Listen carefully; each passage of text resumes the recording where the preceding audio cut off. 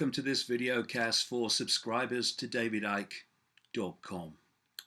Well, I'm going to talk today about a piece of land occupied, at least in 2013, be less now, by 22 million people. A piece of land that is little bigger than North Dakota. And I'm talking, of course, about Syria. Now, in that country of less than 22 million people now, and little bigger than the size of North Dakota, I'd like to make a list. We have America bombing, France bombing, Turkey bombing, Israel bombing, Kurds attacking, US backed, armed and trained rebels bombing and attacking. We have ISIS bombing and attacking. We have Iran having a military presence there. And now we have Russia starting to bomb that land this week. Very much in the not too distant background is China. And of course we have the psychopath that is David Cameron, absolutely desperate to get the British Air Force involved also in bombing this land.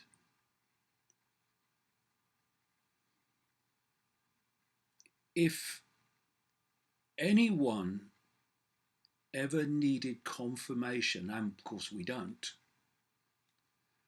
that we live in a lunatic asylum, then the events of Syria are the confirmation. Does anyone really think that all this is going on?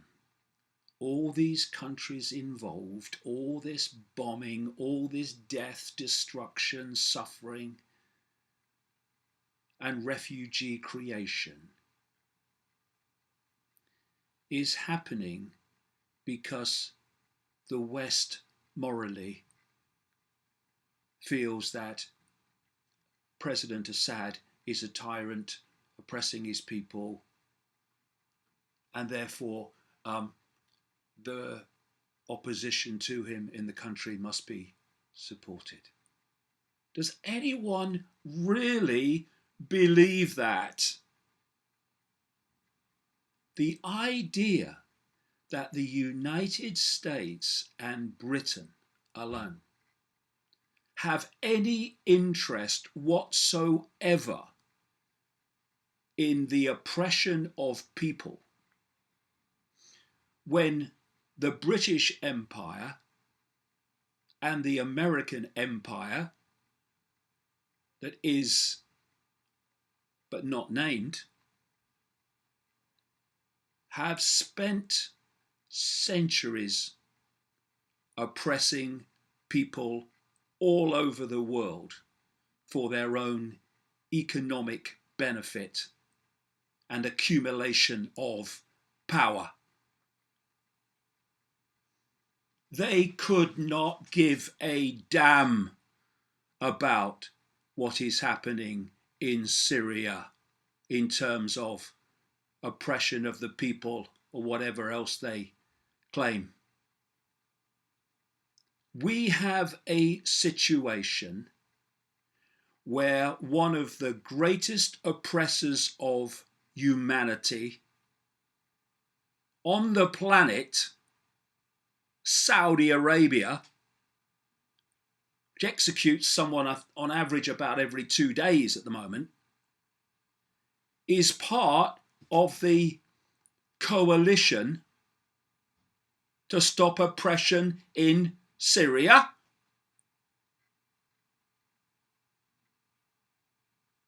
We have ISIS rightly vilified and condemned for the horrors of beheading as a tool of trauma and control and terror. And yet, we have Saudi Arabia beheading with not a murmur from the same moral West. They are bombing mercilessly civilians in Yemen without a murmur from the moral West that arms them and allows them to do it. So, it's pretty bloody clear that the cover story of "We must help the people of Syria" is a load of fricking bollocks. So there's another reason, which I'm going to come to in this video cast, and there are many levels to it.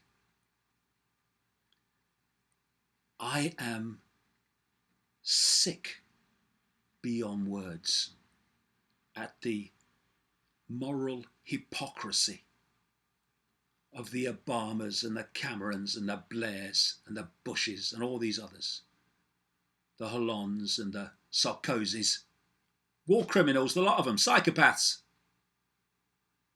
who talk about how they must stand for freedom and justice while bombing the crap out of country after country and leaving mayhem and violence behind them.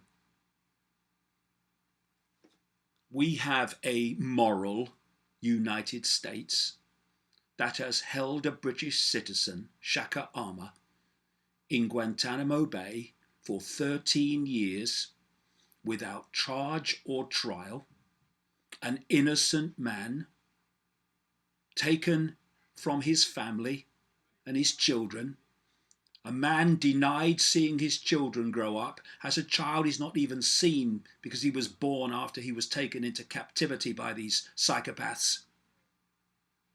We have children, his children, who've been denied a father in their childhood by a nation, a government representing a nation, more like it, and even more so a hidden hand behind governments, whichever the complexion, that are driving this horrific treatment of people. We have an American administration, under whatever colour, that can do that to a human being and still claim the moral high ground. So, we have the next stage this week of the Syrian crisis, and that is the introduction of Russia as a bomber. Must have more bombs. Cameron must come in and have more bombs, because bombs sort everything, don't they? And it's a very, very dangerous situation on a much bigger level, as I'll come to in this video cast. Because on this piece of land called Syria, we now have lining up Russia with China in the background, but not far in the background, like I say, and Iran too,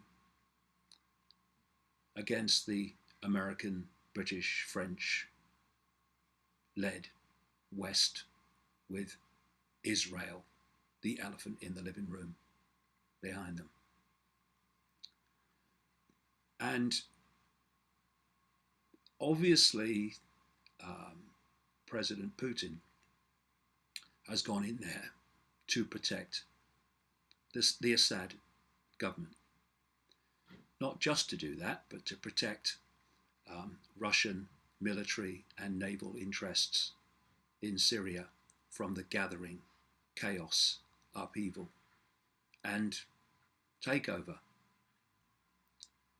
And when the first strikes, anyway, were against what people are not calling ISIS, but opponents of the Assad government, well, that all makes sense because Russia well know, and it's becoming more and more accepted, the initial trigger that brought about this whole catastrophe was through American trained, armed, and funded rebels, many of which had just been shipped over from doing the same in Libya. And so what we have now, in effect, is a emerging proxy war on that land between definitely Russia, supported by China and Iran, who are attacking American backed rebels. And I love them. They call them moderates. There is no moderation in what any of them are doing in Syria. And it could go any way. But I am going to talk later about something that was predicted a long time ago, which current events are absolutely mirroring decades later. The hypocrisy is breathtaking. We had the United States Defense Secretary, Ashton Carter, saying this week that Russia's intervention in Syria was pouring fuel, petrol, on the fire. Well, first of all, it's a fire that the United States began systematically. And secondly, the United States has been, and Britain, has been pouring petrol on fires all over the world for hundreds of years. See, what's happening now is only a continuation of what has happened for so long. The British Empire used force to go into countries and take them over. And they called it the Great British Empire. There was only one thing great about it, and that was the size of it. And all America are doing, in league with Britain again, is the same. Going into countries, taking them over for their own benefit. But there's another picture behind that. Because even in the alternative media, they can take a certain level of this and see it in a certain way. But you've got to get deeper in the rabbit hole to see what's really going on. Because if you take Putin and Obama and Cameron and Hollande and all these people to be calling the shots, to be the ones that are making all the decisions, that are orchestrating everything,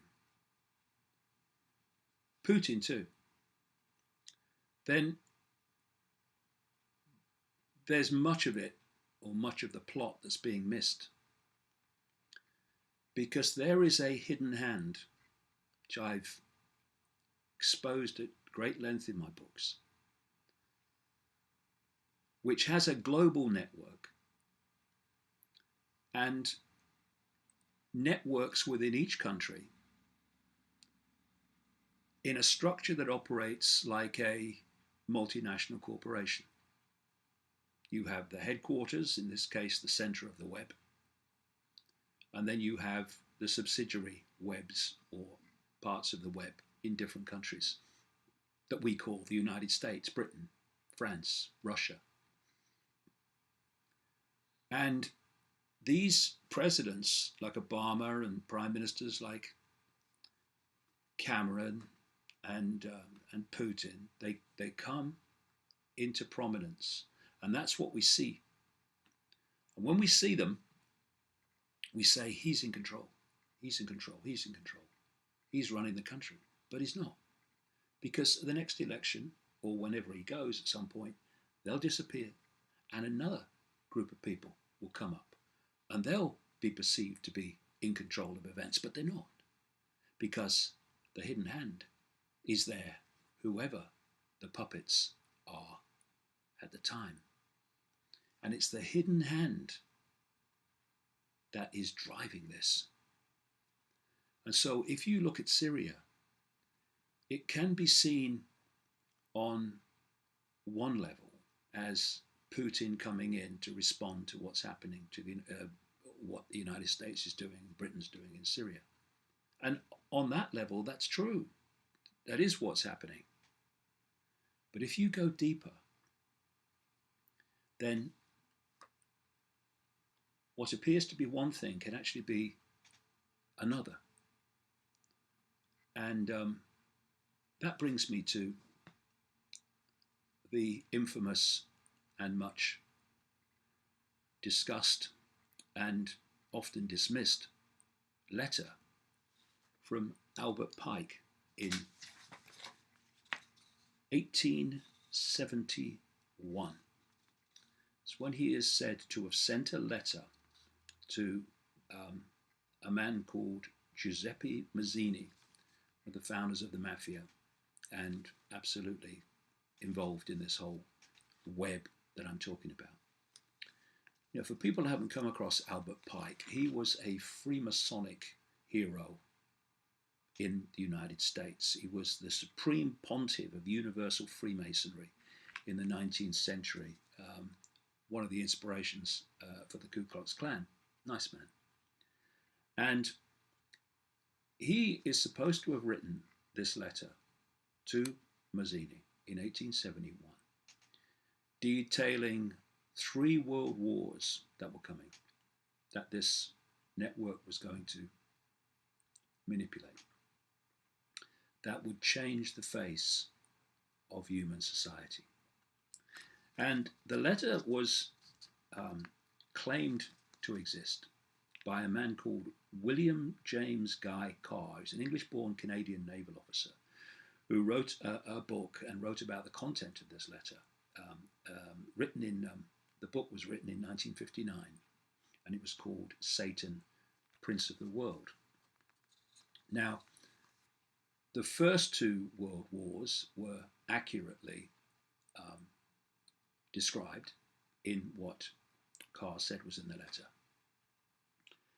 But of course, he revealed the contents in 1959, so that don't really make a lot of difference, really. But the Third World War, predicted in this letter, according to Carr, had not happened, and is still not yet happened. But it's interesting to look at events in Syria from the background of what was said, or allegedly said, by Albert Pike in 1871, talking about the Third World War. This is what he said. The Third World War must be fomented by taking advantage of the differences caused by the agenteur of the Illuminati between the political Zionists and the leaders of the Islamic world. The war must be conducted in such a way that Islam, the Muslim Arabic world, and political Zionism, the State of Israel, mutually destroy each other. Meanwhile, the other nations, once more divided on the issue, will be constrained to fight to the point of complete physical, moral, spiritual, and economical exhaustion. We shall unleash the nihilists and atheists, and we shall provoke a formidable social cataclysm, which in all its horror will show clearly to the nations of the world the absolute effect, the effect of absolute atheism, origin of savagery, and of the most bloody turmoil. Then everywhere, the letter says, the citizens obliged to defend themselves against the world minority of revolutionaries will exterminate those destroyers of civilization, and the multitude disillusioned with Christianity, whose Deciac spirits will from that moment be without compass or direction, anxious for an ideal but without knowing where to render its adoration, will receive the true light through the universal manifestation of the pure doctrine of Lucifer, brought finally out into public view. This manifestation will result from the general reactionary movement, which will follow the destruction of Christianity and atheism, both conquered and exterminated at the same time. Now, there's a few things to this. First of all, the letter in 1871 mentions Zionism. So, of course, people immediately dismiss that and say, well, there was no Zionism. Well, the knowledge that Zionism was coming was well known by 1871 within the network. In fact, Zionism publicly manifested itself before the end of that century. So it's something that I've been emphasizing year after year after year after year, decade after decade.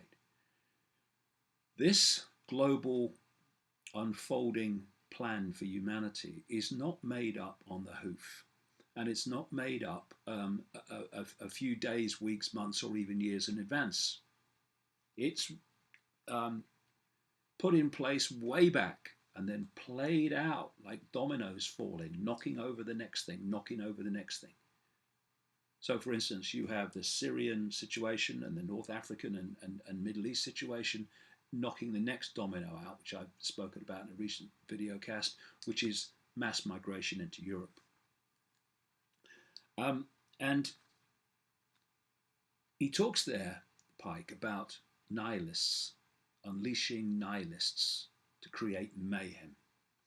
Well, nihilism is described and defined like this: a political belief or action that advocates or commits violence or terrorism without discernible constructive goals. Well, is there a better description out there of ISIS and what it's doing? I watched a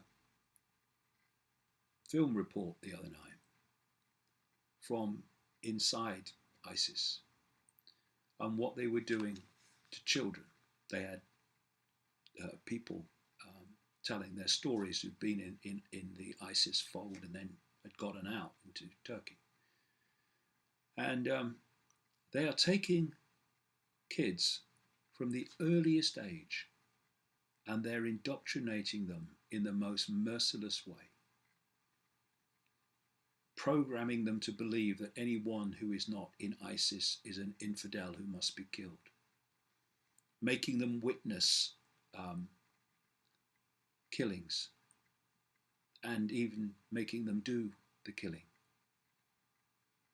telling them that they must at all times listen and obey, never question, and if you do question, then you get killed or mutilated. There was one young boy who had refused to join ISIS, refused to be indoctrinated, and they cut off his hand and they cut off his foot.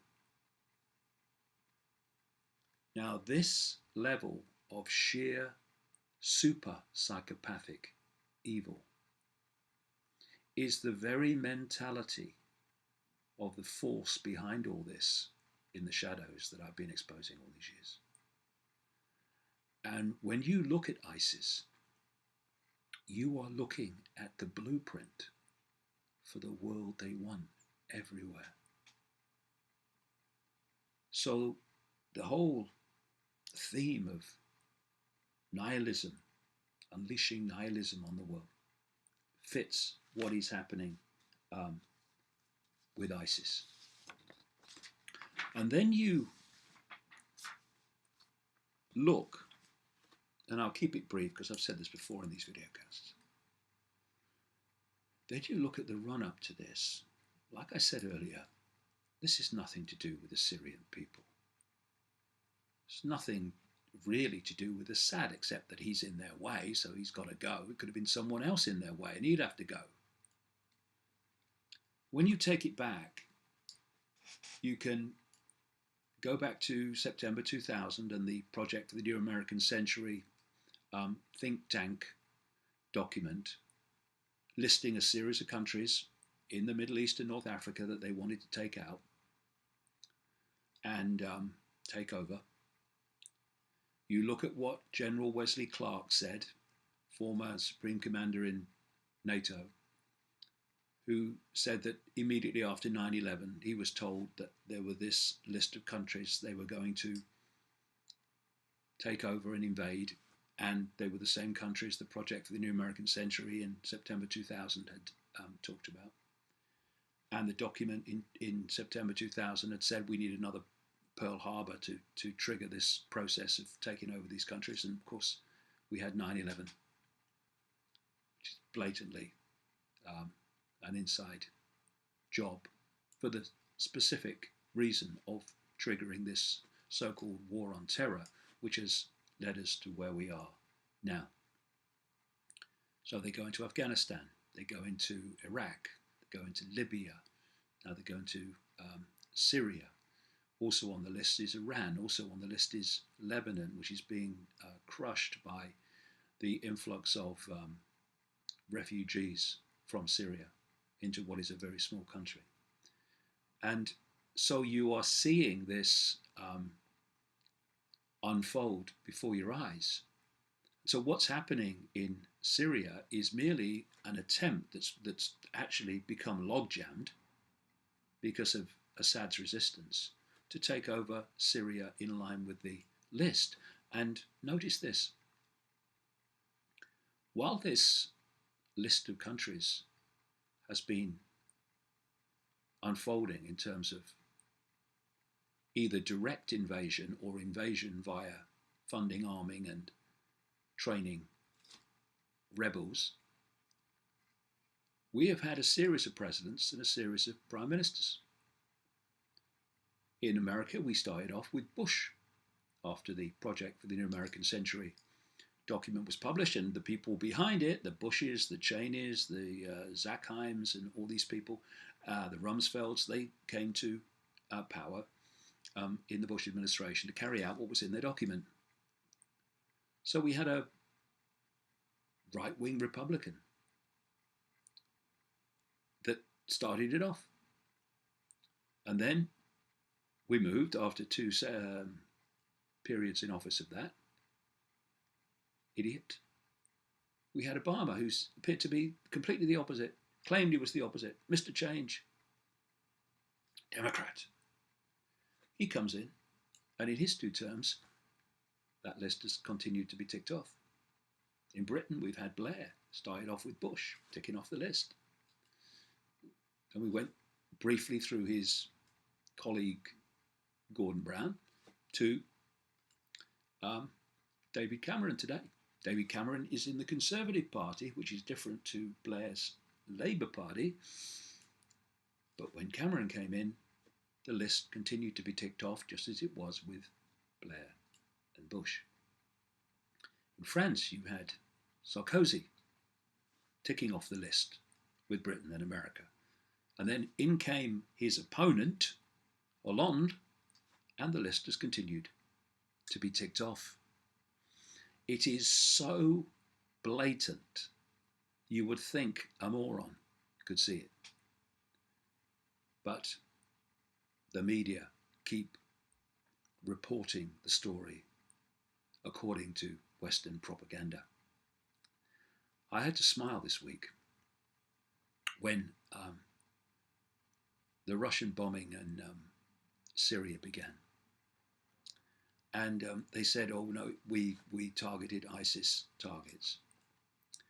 And the BBC reported this, and they say that they bombed ISIS targets, but this cannot be independently verified. Now that's fair enough. That's what journalists should do. That's what journalists should say.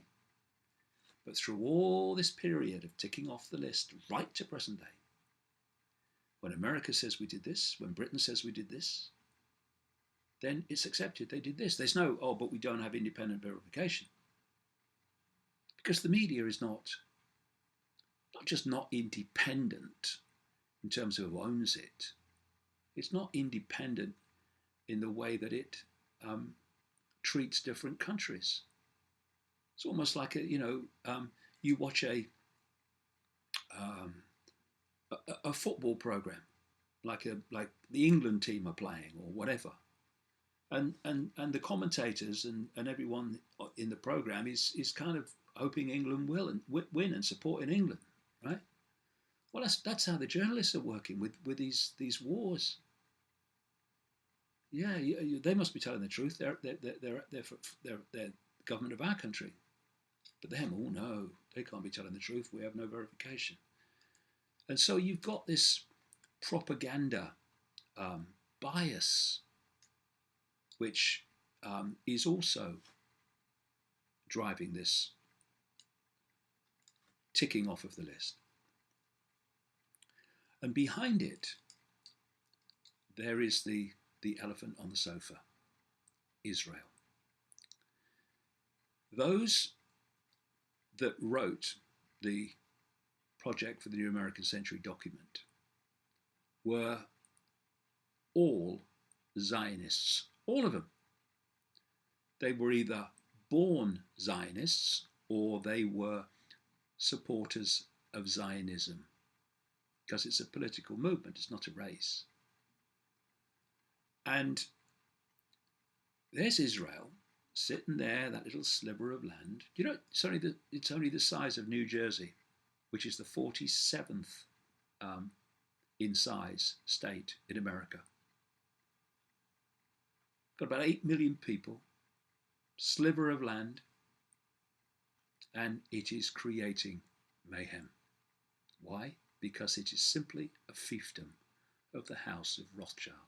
And as the House of Rothschild controls America and controls Britain and controls Israel, Israel gets what it bloody well likes and can do what it likes, whereas other countries will be condemned for doing a fraction of what it does. So you've had this Zionist Project for the New American Century document in September 2000, listing these countries all around Israel, and they go on ticking them off while Israel is in the background goes, it's not me, we're not doing anything. And yet they are treating ISIS fighters in Israel when they get injured. They're bombing Syrian targets. And there is this concept they have of the Greater Israel. And the Greater Israel is to expand Israel from the Nile in Egypt across to the Euphrates in Iraq. And when you look at all that area, that land that would be included in that Greater Israel, it's all the land being affected now by what is going on, including Syria, Lebanon. And it's the land that's being emptied of people increasingly as a result of what's going on. And, you know, that piece of land, Israel, the size of New Jersey, has one of the best equipped militaries in the world, thanks to the United States, just as Saudi Arabia, thanks to the United States. It also has a nuclear arsenal, and it has that, had that for decades and decades. But while Israel and the United States have been going on and on and on for year after year and year after year about Iran and how it's a nuclear danger to the world, doesn't even have a nuclear weapon, America not only says nothing about the Israel nuclear arsenal, that it well knows, of course, it has, there is actually an official agreement that was reinforced when Obama came to power that says Israel won't talk about its nuclear arsenal, and America won't ask. Israel refuses to sign the Nuclear Non-Proliferation Treaty because in doing so, it would have to admit that it had a nuclear arsenal. And where I'm going with this is this. There is no way in the world that Israel has the military and nuclear capability that it has just to defend Israel. No way. It's been built up for another reason. And when you see events unfold in the Middle East now and in Syria, you can maybe ponder on why that has been assembled for a land so small and a population of 8 million people. So, as the Chinese say, may you live in interesting times. Well, we certainly do. Not an interesting type of interesting I wish was happening, but it is. And we need to understand it. Otherwise, we go on being played like a stringed instrument. This is an article this week by a guy called Sean Stinson from the AIM Network. And it's about the attitudes to all this in Australia. And the headline is Julie Bishop's Epiphany on the Road to Damascus. Julie Bishop is the Minister for Foreign Affairs in Australia. And the article says, it comes as welcome news that Australia is set to abandon its opposition to Bashar al-Assad as part of a durable peace settlement in Syria. The recent military escalation by Russia and reported sightings of Chinese warships in the Mediterranean in the last week must come as something of an embarrassment to the war hawks in Washington, and the knives may well be out for whichever rookie secretary forgot to register the war on terror as a trademark.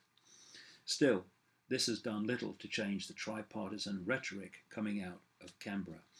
I don't, said this lady, for a moment shy away from the comments that we have made in the past about the illegitimacy of the regime. Who are you to decide the legitimacy of a regime? That's down to the people of Syria. The vast majority in polls that have been conducted support Assad being in power, not least because he's the only form, whatever people think of him, of any kind of stability at the moment. And they look at what it was before this started, and they look at what it is now, and would they like to go back to how it was? Are you kidding? President Assad unleashed chemical weapons on his own people, and the death and destruction in Syria is appalling and at unprecedented levels, Miss Bishop recently said in an address to the United Nations General Assembly in New York. Well, first of all, there is no evidence whatsoever that Assad was responsible for chemical weapons being used in Syria. There is lots of evidence that they were used by rebels, which the West then were able to blame on Assad as an effort to try to get political and public support to directly bomb the Assad regime. They couldn't do it. So they're indirectly bombing the Assad regime by saying we're bombing ISIS.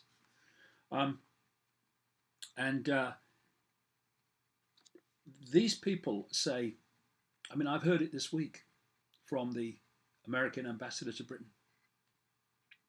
They're saying that all this mayhem is caused by President Assad. He was the one that started it all. When it was rebels funded, armed and trained by America that started it all. The mendacity of these people is extraordinary. That not just the lying, but the way it's delivered in this moral high ground way, it's extraordinary. These people are bonkers. Um, the article goes on, in hearing these remarks, I can't help be reminded of the outrageous claims and bold-faced lies which led to the war in Iraq in 2003. Whatever happened to all those weapons of mass destruction, exactly, which Saddam was stockpiling? Was he able to secretly shield them from UN weapons inspectors with an invisibility cloak? Perhaps the same cloak that Dr. Assad is using to hide his chemical weapons arsenal, which official chemical weapons inspectors said was dealt with long ago and no longer existed, but he somehow still uses it. What? Or the one that Iran is evidently using to conceal its uranium enrichment program. Yeah, these invisibility cloaks, you can't trust them. Not to put a too fine a point on it, he says, but when the leading, one of the cheerleaders calling for the removal of the legitimate government of a sovereign nation state, which currently enjoys 80% of its support of its people, is the executive director of Human Rights Watch, then you might wonder if we're being told the whole truth. Now, the executive director of Human Rights Watch that he's talking about, Human Rights Watch, which is calling for the removal of Assad and the overthrow of Assad, and obviously would have to be violently, is a guy called Kenneth Roth. Now, I mean, don't laugh because it's serious. He said that he was drawn to human rights because of his ties to the CIA. He's also got ties to George Soros. And George Soros, this Rothschild billionaire frontman, is one of the prime players, or in many ways the prime player at organizational level, in the so-called Arab Spring, which of course is how all this started. The spontaneous uprising against Assad in Syria was supposed to be part of the Arab Spring that started in Tunisia and went into Egypt. Worked in Egypt, didn't it? Military dictatorship there now. And Soros has a series of trusts and organizations that specialize in training people for people's revolutions, not for the benefit of the people, but to use the people's revolution to overthrow regimes they want rid of. Because if you keep directly invading, as in Afghanistan and in Iraq, then people, might lift their heads up from the sport and the soap and say, what's going on? So you have to do it in different ways. The end's the same, the means can be different. And so the Arab Spring was nothing about freedom for Arabs. It was about removing regimes, secular Arab regimes, and putting the people under the jackboot of a grotesque tyranny, which is what is happening. So the article goes on, having taken part now, the writer says, having taken part in what now seems like an age ago in the rallies against the 2003 invasion of Iraq, the biggest protests Australia had seen since the Vietnam War, I'm more than a little miffed at the lack of public outrage at Australia's compliance in 2015. Perhaps the media is doing a better job of selling lies and deception this time around, but so far I remain unconvinced. But this is the point, where's the anti-war movement in America? Where was it once Obama came in? There it was when Bush was doing what he did, but when Obama came in to continue that anti-war movement, where are you?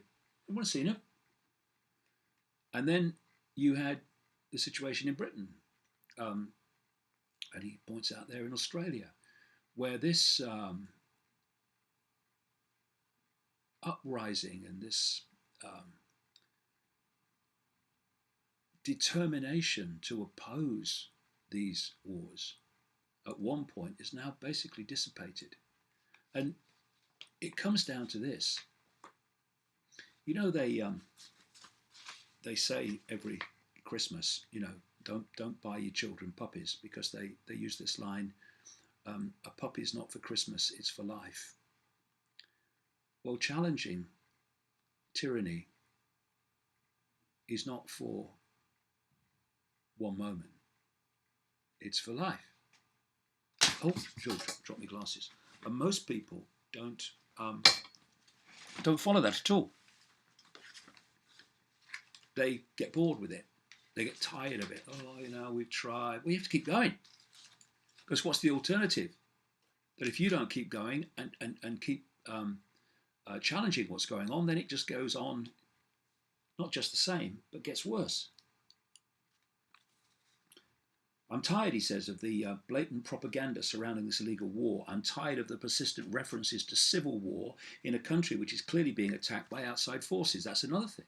The media, they pick up from the officials and the governments and institutions. It's a civil war. It's a civil war. No, it's not. It's a war that was started by American insurgents called rebels. I'm tired of hearing, he says, the government of Syria constantly referred to as the Assad regime. This is very significant, the use of words, because words are mind control devices if you use them in the right way. So you have labels. Hitler talked about keep your propaganda real simple so that everyone can understand it. So you need, it's like a football team. You are Manchester United, you are Arsenal, you are Miami Dolphins, you are San Francisco 49ers. Definite, no shades of grey. There's you, and you're different. And I support you, and I don't support you. I want you to win, I want you to lose. And so you label groups very simply. What they've done is demonize the word regime. If you look at the definition of regime, there's a regime in the United States, there's a regime in Britain, but no, regime has been manipulated to get an instant reaction from people as bad, tyrannical. It's a regime. And then anyone fighting the regime, however horrific they are, however outrageous their behavior, however violent they are, they're called moderates or moderate rebels. Now, often they're just as bad or worse than that which they are, or the regime that they're fighting. But don't matter. It's all a mind game. Regime, bad. Moderate rebels, good. And so it goes on. This is, and people pick up on this, and not everybody, almost no one watching this video, I expect, but public in general, they pick up on this. And the media pick up on this because the media love to keep it simple. No shades of grey. Good guy, bad guy. Regime, moderates. Watch any BBC News bulletin talking about what's going on in the Middle East. It's pathetic. It's like children. It's like watching children. In fact, one of them reads the news like a primary school teacher, which sums it up really. Now, children, British public, I'm going to tell you a story. There was this regime, and they were very bad. It was a very bad, it was a big bag giant regime. And then there was this nice, good little boy. He was a moderate rebel. Not much different to that, really. It really isn't. It really isn't. And he goes on talking about Cameron referring to Assad as a butcher. Again, he's a butcher. It's the reaction, ooh, we'll get rid of him. Cameron's the man who argued for and sanctioned the bombing of Libya that killed and maimed untold numbers of civilians on the pretext of protecting them from violence. And now he's so desperate to send British planes into Syria. It says Washington's war hawks have bypassed congressional appropriations by directing their client state Saudi Arabia, here we go, to deploy radical anti-Syrian and often anti-US militants against Assad, unleashing a wave of terror in the region. The reason Saudi Arabia, like Israel, can do what it bloody likes without condemnation is because they are playing their part in advancing the agenda, which they're all committed to. Um, and He says that the United States Secretary of State John Kerry and the late King Abdullah of Saudi Arabia were in conclusion with Wall Street insiders to contrive to control the entire region's oil and gas reserves and to weaken Russia and Iran by selling cheap oil to China. It says there's Israel involved, a newly created US-backed militarized rogue state whose original British colonial design includes not just the annexation of both the West Bank and Gaza, but of all the land, here we go, I mentioned earlier, from the Nile to the Euphrates, including parts of Lebanon, Jordan, Syria, Sinai, Iraq, and Saudi Arabia. The plan for Greater Israel involves the Balkanization of Arab states, beginning with Iraq, which is to be divided into Shia and Sunni territories and separate Kurdish state. See, this is a plan and it's unfolding. And if the public don't know the plan, they don't realize it's unfolding. They think it's all random. Then you also mention of Israel here. If you were an extreme, radical Islamic organization that ISIS claims to be, it's not, it's just fascist thugs. Where would you head first once you've assembled your army and assembled your firepower, courtesy of America? You would head for Israel. The infidels, to so many in the Middle East, the ultimate infidels. Or you'd head to the West. But no. Israel, amid all this, has been left alone. And where ISIS has gone, this Islamic organization, is into secular Arab countries to remove the regimes and take them over. Why not Israel? Because Israel is part of what's behind ISIS. But there may well come a point when Israel is attacked on purpose, because that will then give them the excuse to use this vast arsenal of weaponry that I mentioned earlier. It says there's China involved, an emerging superpower now lumbered with a stalling economy and forced to choose between a ready supply of cheap oil and the prospect of a war in Syria, spilling into Iran, southern Russia, and eventually breaching its own western borders. One of the things that was in that document, that project for the New American Century document in September 2000, was a call for regime change in China. It's all unfolding before our eyes.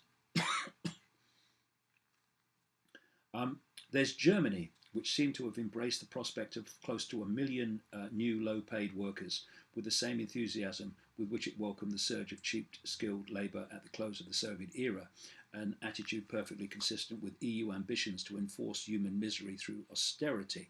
But like I mentioned earlier, there are changing attitudes now in Germany. I think I mentioned it earlier, I do too much talking. We saw the welcome that in the news footage that the migrants and refugees got in Germany when they poured in recent weeks. But clearly now from reports in Germany that's changing because the numbers are just so overwhelming. And even members of our own party, Chancellor Merkel's own party, are saying, what's she doing? Just allowing all this and embracing all this when we can't cope. Well, Chancellor Merkel is absolutely welded to this hidden hand that I'm talking about. And thus what she's doing, as I talked in a recent video cast, she's just pushing this whole next stage involving Europe of pouring people from the Middle East and North Africa into Europe to completely change the culture, break down the sense of nationhood so that nation states can be dissolved and taken over completely. And think about it. What is a nation in Europe that has a bigger self-identity of being itself, of being its country, of being its culture. Germany. That's why Germany's being targeted more than any other country. It's because that's got the fiercest sense of self-identity, which they want to break down so they can absorb it into the greater whole. And then he says that there's the endless hordes now beating a path to Europe in what's being called the biggest mass movement of refugees since World War II. It's not just the Alawites, he says, and the Yazidis and other religious and ethnic minorities once protected under Syria's Assad regime, who now face a grim future, but the entire Syrian population, of whom more than half are now internally displaced or have fled in fear for their lives. Pray tell what conceivable form of regime change would ever allow these people to return to their homes. That's not the idea, as we've been talking about. Syria was and is the last secular nation in the Middle East, and so has been argued by many, not least President Putin himself. It is for the people of Syria and nobody else to decide who will govern them. Russia is now working in concert with Iran, Hezbollah from Lebanon, another one on the project, the New American Century list, and other regional partners to end the horror brought to bear by Washington's incessant meddling, while Obama still condemns Russia's strategy as doomed to failure. God dear, kettle and teapot or what? And continues to demand Assad's ultimate resignation. This outcome looks increasingly less likely. While China's last-minute arrival is obviously a game changer, it's not like the US were never invited to the party, he says. Putin's attempts to forge an alliance of nations to deal with the growing threat of global terror have never specifically excluded US participation. But with the US demonstrably the world's greatest sponsor of terrorism, it does make things a little awkward. As well as Iran, Iraq, Hezbollah and the Syrian Arab Army, the new coalition looks likely to include all members of the Collective Security Treaty Organization, that's Russia, Belarus, Armenia, Kazakhstan, Kyrgyzstan and Tajikistan. This poses an obvious question right off the bat. Is Washington really afraid that Russia's intervention will make matters worse in Syria, or rather that putting an end to ISIS once and for all might render the US irrelevant? So what you're seeing again, you've got this collective treaty organization around Russia, which includes these countries. And then you've got NATO, and you're starting to see this division starting to appear, this multi-nation division, China involved as well. And there you've got this powder keg in Syria where they're all getting involved. What emerges from this picture, the writer says, is a strong sense that Washington's war hawks are losing or have lost their grip over Middle East politics. But if you go to a higher level, I'm talking earlier with the Pike letter, well, that's only one level of it. The Iranian moderates who are inclined to cooperate with the West for economic reasons are naturally allied to Russia, where the Syrian threat, ISIS threat, is concerned. And he finishes off, could the battle for Syria prove a victory for peace and diplomacy in an increasingly multipolar world, or is this how World War III begins? Well, we shall see, but events are certainly unfolding in the way the plan of decades and beyond, well beyond decades, set out to make happen. Another article I picked up here, it's from 2011, ever so relevant to what's happening in Syria. It's headed, Who is Robert Stephen Ford? This guy is very irrelevant to what's happening now. It says, this is from 2011. Remember the Arab Spring insurgency in Syria started in 2011. The reinstatement of a US ambassador in Damascus is Robert Stephen Ford reinstated in 2011 as the ambassador to Syria, American ambassador. But more specifically, the choice of Robert S. Ford as US ambassador bears a direct relationship to the onset of the protest movement in mid-March against the government of Bashar al-Assad. Robert S. Ford was the man for the job. As number 2 at the US Embassy in Baghdad, 2004 to 2005, under the helm of Ambassador John D. Negroponte, he played a key role in implementing the Pentagon's Iraq-Salvador option. The latter consisted in supporting Iraqi death squadrons and paramilitary forces modelled on the experience of Central America. Now, John Negroponte has appeared in my books many times over the years. This man gives evil a bad name, gives pure evil a bad name, and was the orchestrator in Central America of death squads and mass murder and killing. For the United States, and then he became ambassador of Iraq. I mean, when I saw that, whoa, here we go, what's going on here? And his number 2 was Robert S. Ford, involved in all that, and then he's moved across to be ambassador in Syria just before the trouble started with US supported, trained and armed rebels. This is the story of what's going on. You never hear it in the mainstream media, but this is the story.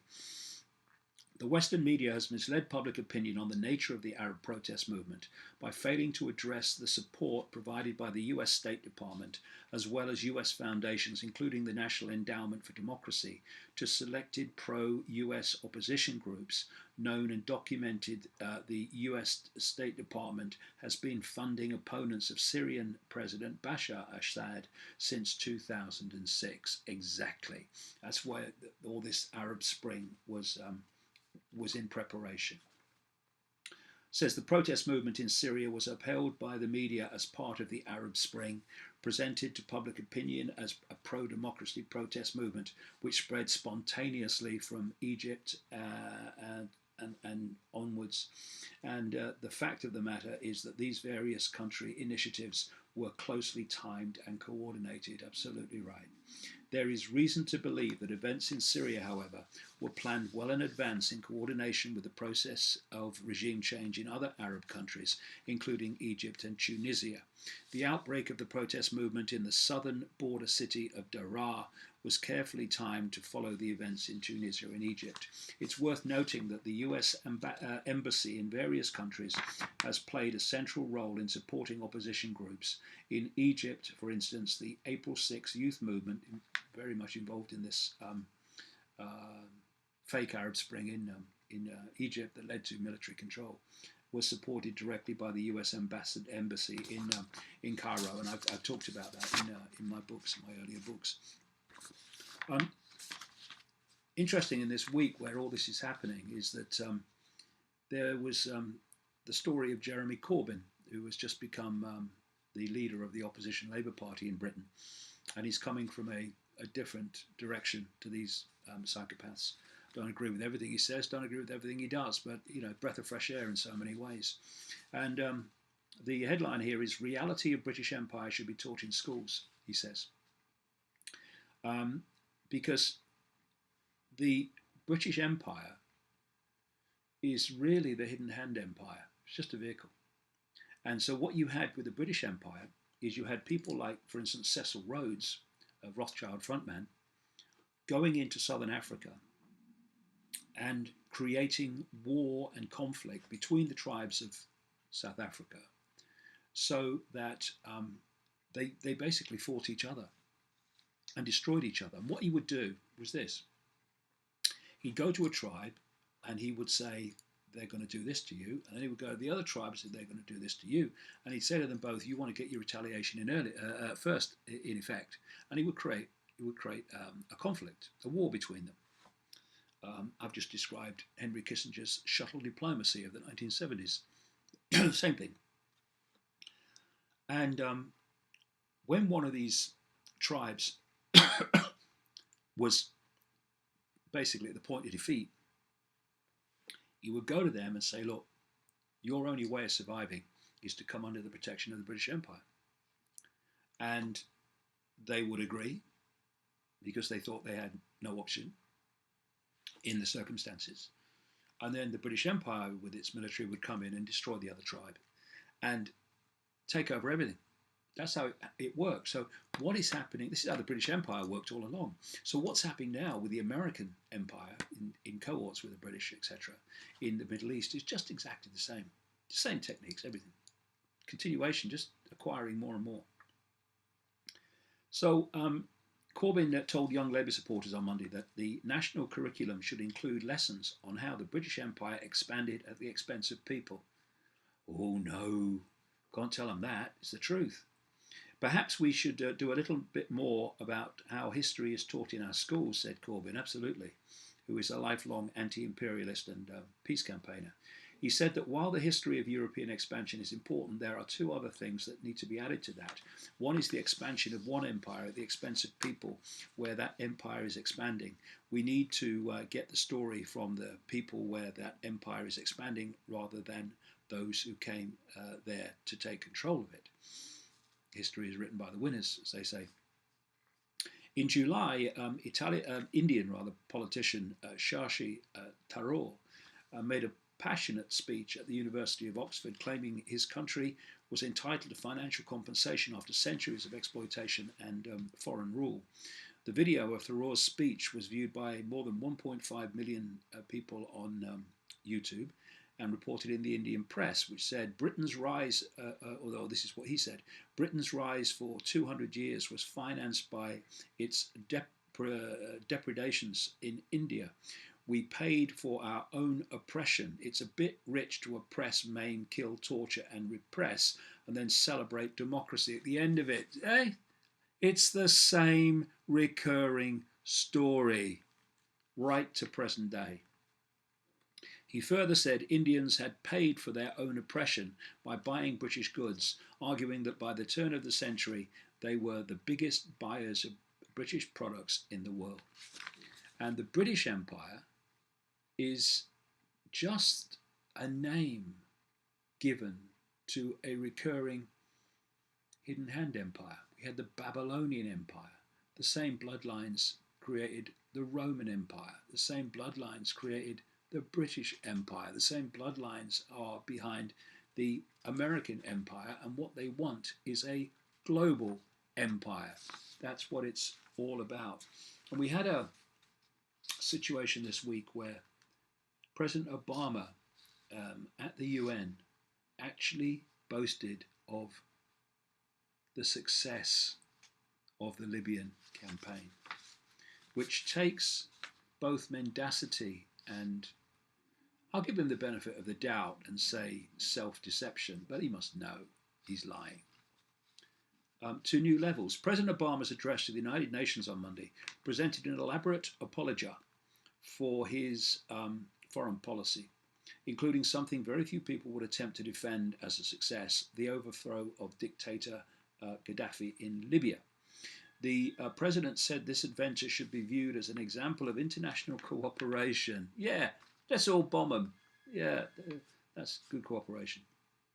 That staved off a massacre before modestly allowing that the aftermath was less than optimal. The president talked about learning the lessons of the past from interventions such as the overthrow of Saddam Hussein in Iraq and Gaddafi in Libya. In Libya, Obama said the United States joined an international coalition under a UN mandate to prevent a slaughter. No, to cause a slaughter, the consequences of which are still going on. Even as we help the Libyan people to bring an end to the reign of a tyrant, Obama continued. What does that make Obama then? When did Gaddafi's Libya ever bomb the crap out of country after country?